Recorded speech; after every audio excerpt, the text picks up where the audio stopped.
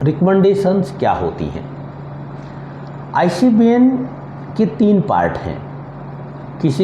हमारा जो आईसीबीएन या आईसीएन लेटेस्ट यानी कि पहले दिन से लेकर अब तक 3 पार्ट है। पहला पार्ट है प्रिंसिपल, जो केवल 6 हैं। याद रखिएगा, एग्जाम में क्वेश्चन आता है right the principle of ICBN. आपको 6 ही लाइन में आंसर देना है। क्वेश्चन चाहे 5 नंबर का है, चाहे 10 नंबर का है, चाहे 20 नंबर का है, चाहे 2 नंबर का है। ये इम्पोर्टेंट है। यहाँ पे ये आपको 6 ही नाम होंगे। दूसरा पार्ट आता है रूल्स बहुत सारे हैं, जैसे name of taxa, principle of priority, ये सारे रूल्स हैं। ये डे बाय डे चेंज हो रहे हैं। तीसरा होता है रिकमेंडेशन यानी कि एक अनुशंसा करनी होती है, यानी कि हम हमारे इस बायनोमियल को कितना अच्छा बना सकते हैं, यानी कि क्या क्या चीज़ें हैं वो हमें सही कर लेनी चाहिए या और ऐड कर देनी चाहिए, क्योंकि जैसे जैसे टेक्नोलॉजी बढ़ रही है, जैसे जैसे प्लांट का यूज बढ़ रहा है, यूटिलाइजेशन बढ़ रहा है, वैसे वैसी चीज़ें बढ़ती जाती हैं। तो ये होती है रिकमेंडेशन, यानी कि आपको क्या लगा और क्या सही है, जो आपने सलाह दी वो रिकमेंडेशन है। और यहाँ पे मैंने रिकमेंडेशन का नंबर भी यही दे दिया, और ऐसे रिकमेंडेशन के नंबर दिए जाते हैं 1 2 3 4 ABC इस तरह से। और ये रिकमेंडेशन मैं यहाँ एज इट इज ले रहा हूँ। स्पीशीज़ के बारे में रिकमेंडेशन है।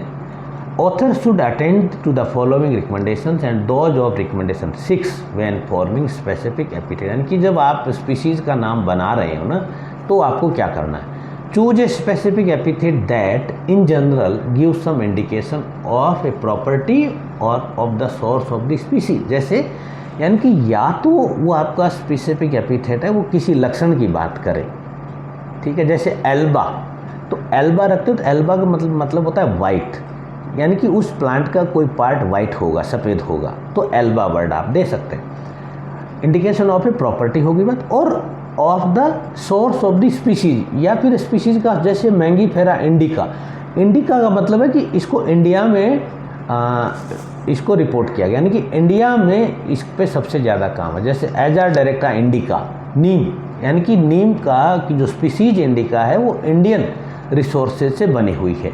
इंडिका का मतलब है कि इंडिया से इसका कोई ना कोई ताल्लुक ज़रूर है।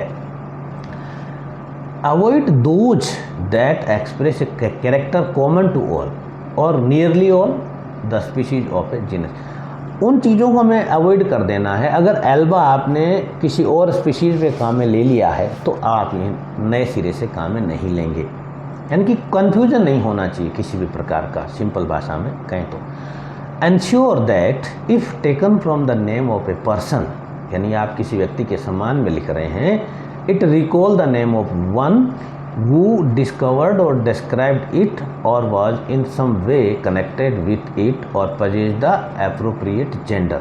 यानी कि उस पर्सन का जेंडर क्या है, मेल और फीमेल, उसको आपको एम्फेसिस करना है, और उसका क्या कंट्रीब्यूशन है वो भी आपको पता होना चाहिए। Avoid in the same genus epithet which are very much alike, especially those that differ only in their last letter। यानी कि नाम एकदम स्पष्ट हो, ऐसा नहीं हो कि केवल लास्ट का अल्फ़ाबेट ही बदल रहा है, पूरा ही अलग होना चाहिए ताकि स्टूडेंट को और साइंटिस्ट को कन्फ्यूजन ना हो। Avoid the use of the genitive and the adjectival form of the same specific epithet to refer to 2 different species of the same genus। यानी कि कोई कन्फ्यूजन नहीं होना चाहिए, आप जितनी मर्जी स्पीशीज़ का नाम रखते। अगर आपको कोई सवाल है इस वीडियो के रिगार्डिंग या आईसीबीएन के रिगार्डिंग या टेक्सोनॉमी के रिगार्डिंग, तो आप मुझे मेल कर सकते हैं। मैं कोशिश करूँगा आपके क्वेश्चन का आंसर करने की। और हाँ, अगर आपको वीडियो अच्छा लगा हो